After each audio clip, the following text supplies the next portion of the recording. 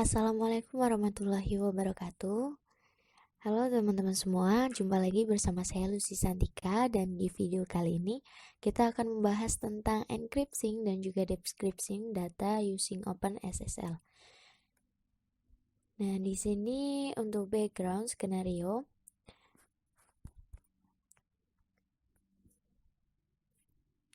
OpenSSL adalah paket open source yang menyediakan toolkit yang tangguh, berkas komersial dan lengkap untuk protokol transport layer security dan secure socket layer. Ini juga merupakan perpustakaan kriptografi tujuan umum, dan di lab ini kita menggunakan OpenSSL untuk menenkripsi dan mendeskripsi pesan teks. Di bawah ini ada dua masalah keamanan dengan lab ini. Yang pertama, metode yang dijelaskan di lab ini menggunakan fungsi derivasi kunci lemah. Keamanan hanya diperkenalkan dengan kata sandi yang sangat kuat. Kedua, metode yang dijelaskan di dalam lab ini tidak menjamin integritas file teks. Nah, sumber daya yang diperlukan untuk mengerjakan lab ini adalah CyberOps Workstation Virtual Machine. Dan di sini kita sudah mengimportkan CyberOps Workstation-nya, jadi kita tinggal start aja.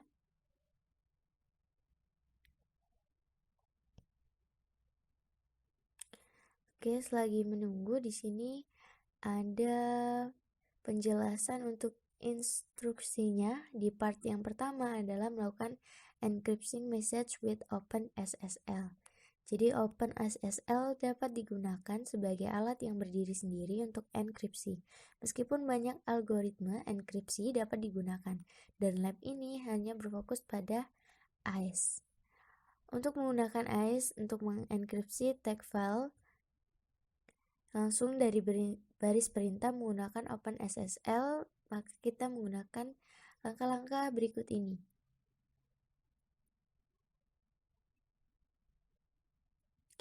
Oke, kita masuk ke workstation-nya CyberOps.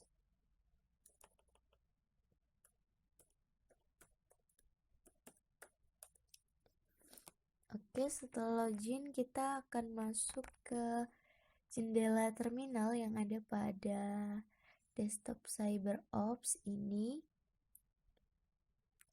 Kita open terminal, kemudian kita ketikkan perintah di sini.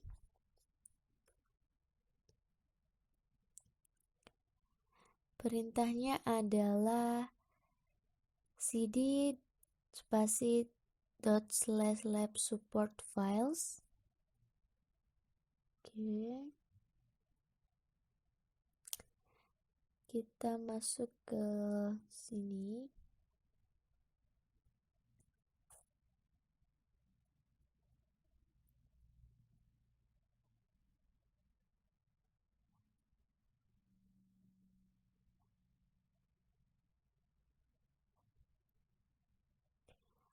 Oke, masuk ke cd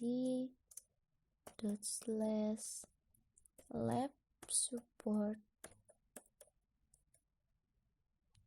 files.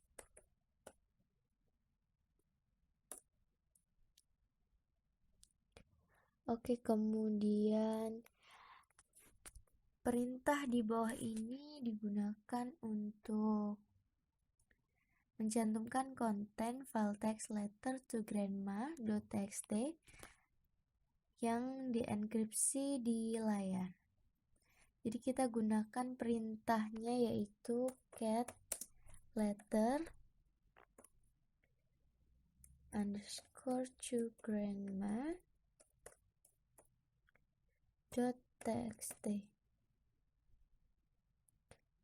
Oke, setelah itu kita enter, maka akan muncul pesan seperti di bawah ini. Setelah itu kita akan ke step yang berikutnya, yaitu dari jendela terminal yang sama ini kita akan menggunakan perintah untuk mengeksekusi file teks menggunakan AES256. Nah, perintahnya di sini adalah OpenSSL open SSL open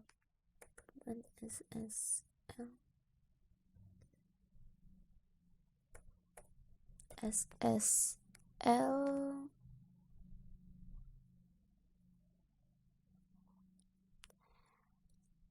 AES 256 maaf CBC spasi.in letter underscore to grandma,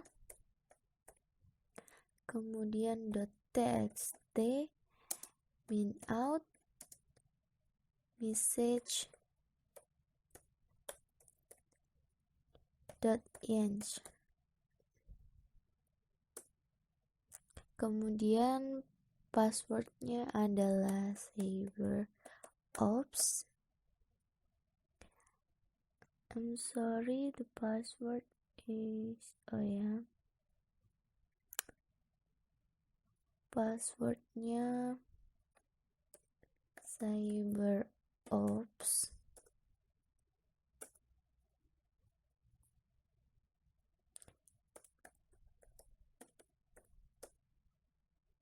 Oke, udah. Setelah itu kita lanjut ke step yang berikutnya.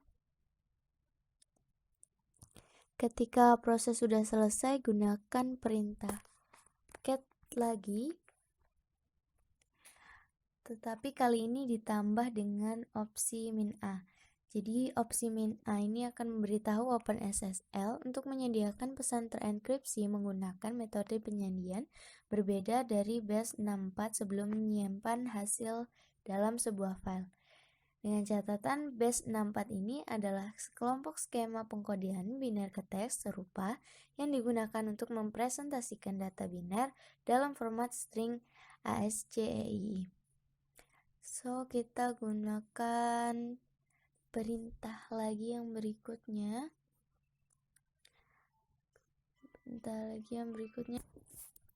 Kita gunakan perintah yang berikutnya, yaitu open SSL AES-256 CBC spasi min A spasi min in letter to grandma .txt spasi min out message .png.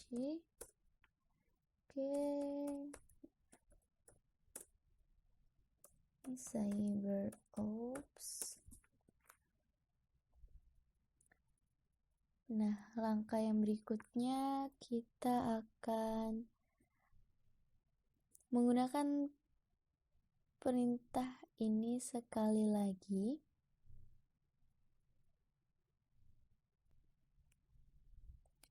Nah, sekali lagi kita gunakan perintah cat untuk menampilkan konten file message.eng yang sekarang dibuat ulang. Kita gunakan perintah cat message.end.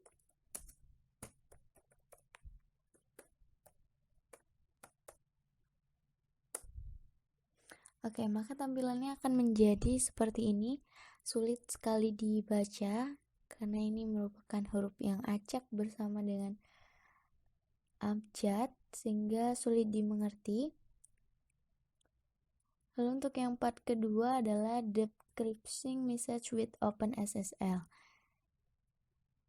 Nah, jadi kita di sini masukkan perintah OpenSSL. Oke.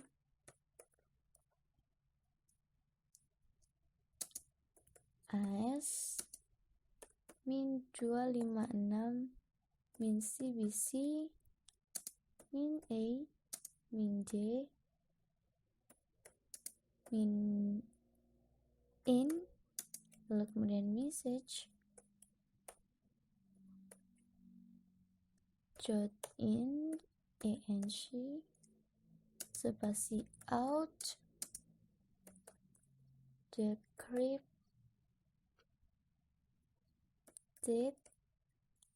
letter.txt.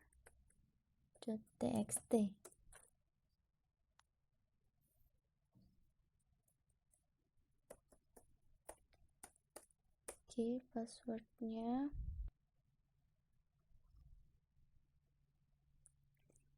kemudian di sini kita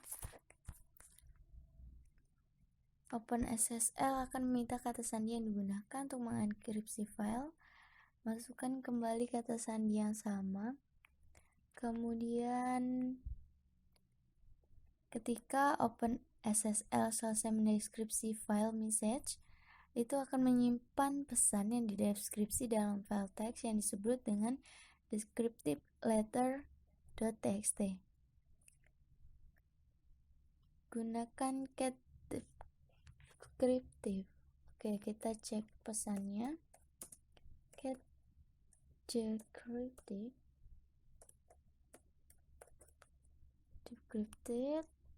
letter.txt.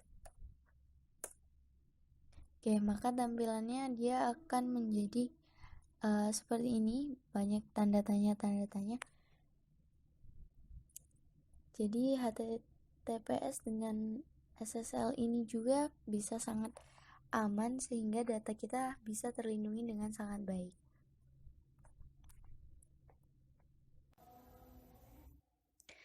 Oke, tadi kita sudah melakukan cara-cara melakukan enkripsi dan juga dekripsi menggunakan OpenSSL. Nah, di sini ada penjelasannya, yaitu enkripsi bisa dikatakan sebagai suatu proses di mana kita bisa mengubah pesan asli ke dalam bentuk yang tidak bisa dikenal, sehingga pesan benar-benar berbeda dari bentuk aslinya. Hal inilah yang menjadi alasan mengapa hacker tidak bisa membaca data, juga menjadi alasan mengapa pengirim pesan menggunakan algoritma enkripsi. Secara umum, enkripsi bekerja dengan bantuan algoritma kunci. Data dienkripsi agar aman sehingga tidak bisa dicuri. Namun banyak juga perusahaan terkenal yang mengenkripsi data untuk menjaga kerahasiaan perdagangan mereka dari kompetitor. Dekripsi adalah proses pengubahan data terenkripsi ke dalam bentuk yang mudah dibaca sehingga mudah dimengerti oleh manusia dan komputer. Dekripsi dilakukan dengan mendekripsi teks secara manual atau bahkan dengan bantuan kunci yang telah digunakan sebelumnya untuk mengenkripsi pesan asli. Baik enkripsi ataupun dekripsi digunakan untuk beberapa alasan seperti berikut. Menjaga kerahasiaan data atau informasi pribadi, membantu memastikan bahwa dokumen tidak diubah oleh pihak tidak berkepentingan. Ketiga, mencegah plagiat dan juga melindungi IP. Yang keempat adalah sangat membantu dalam komunikasi jaringan seperti internet atau apapun di mana hacker bisa dengan mudah mengakses data tidak terenkripsi. Lalu apa yang membedakan enkripsi dengan dekripsi? Berikut adalah beberapa perbedaan di antara keduanya yang tentu penting untuk diketahui. Algoritma enkripsi memanfaatkan pesan yang merupakan teks biasa dan juga kunci selama proses enkripsi. Sedangkan selama proses dekripsi, algoritma dekripsi mengubah bentuk pesan terenkripsi yaitu ciphertext menggunakan kunci rahasia. Enkripsi terjadi di ujung pengirim dan dekripsi terjadi di ujung penerima. Fungsi utama enkripsi adalah konversi plain text menjadi ciphertext, sedangkan fungsi utama dekripsi adalah konversi ciphertext menjadi plain text. Kemudian enkripsi terjadi secara otomatis ketika data sedang dikirim oleh mesin yang disebut sebagai sumber. Program yang sudah diinstal mengubah informasi menjadi kode rahasia sebelum dikirimkan. Enkripsi dilakukan di mesin tujuan. Mesin akan menerima dan mengubah bentuk data yang dienkripsi menjadi bentuk aslinya. Enkripsi dan dekripsi keduanya saling terkait satu sama lain karena mereka dianggap sebagai preferensi terbaik untuk privasi data Anda. Oke, mungkin itu saja yang bisa saya jelaskan di video kali ini. Semoga bermanfaat. Jangan lupa like, comment, and subscribe. Sampai jumpa di video selanjutnya. Wassalamualaikum warahmatullahi wabarakatuh.